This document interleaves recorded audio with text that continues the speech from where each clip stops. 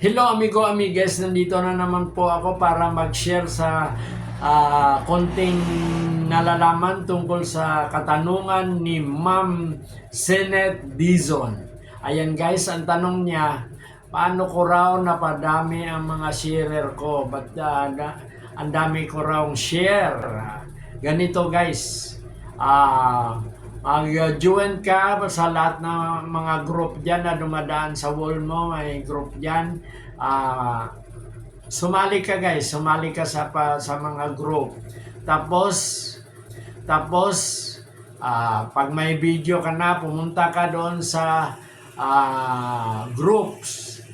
Pumunta ka doon sa group. Tapos makita doon kung anong mga group na nang sinalihan mo. Nandoon, pindutin mo isa-isa yun guys. Hanggang 10 lang. Kasi pag masobran ka ng 10, ma-restricted ka na. Kaya hanggang 10 lang sa isang share mo.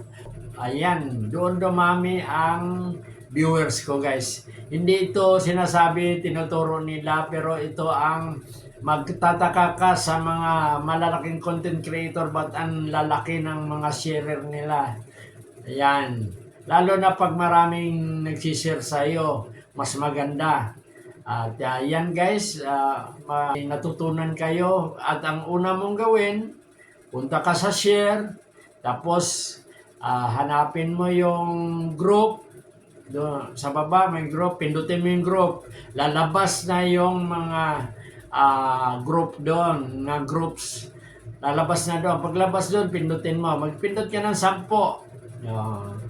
Tapos mamaya sa umaga 10, sa tanghali 10, sa gabi 10, 30 na 'yon. 30 ang sharer na 'yon. Di ba guys?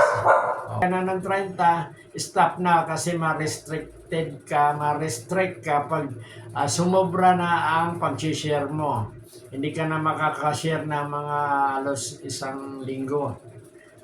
Yan guys. Everyday, isi-share mo ng ganun lagi. I-maintain mo. Kaya doon tumaas yung viewers ko. Dati 10 lang.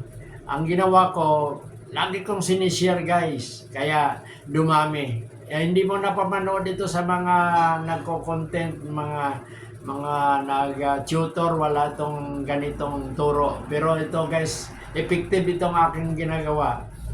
Subukan din ninyo.